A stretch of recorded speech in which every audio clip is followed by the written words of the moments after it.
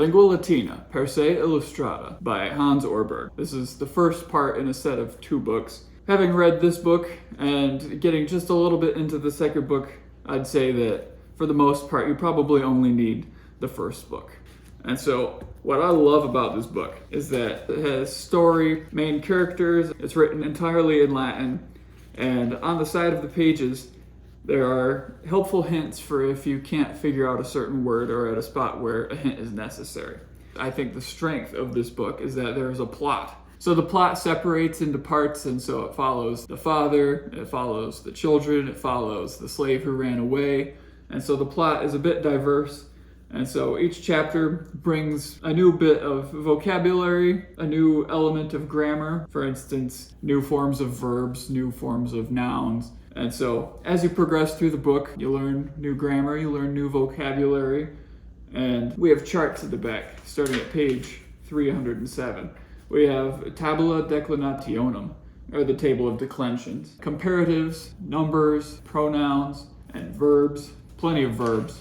And so that can really help with trying to master the content in this book.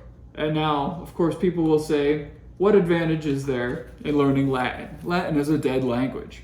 Couldn't you learn an alive language and get more out of it? Couldn't you talk to people? And couldn't you be able to read more things and you could watch things? For some people, and in some cases, this is true. It is true that Latin is a dead language, and it is true that if you want to watch TV, there's probably more stuff in Spanish or Chinese than in Latin. But Latin forms the basis of many of our words in English.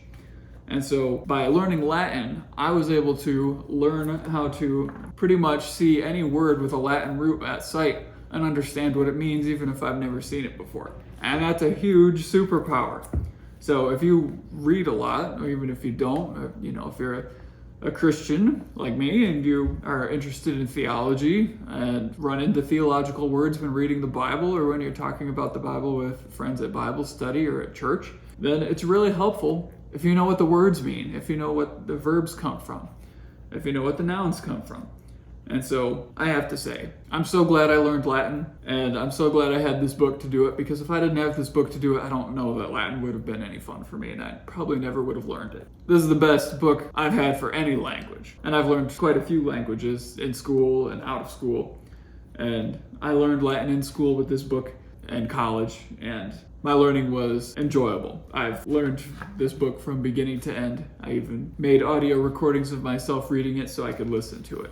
And so I do that perhaps every year, maybe more frequently than that. There are audio recordings out there that can be a very helpful aid in trying to learn to read this book for the first time if you're without an instructor. At the end of each chapter, there are 3 little homework sections after a summary of the new grammar lesson for each chapter.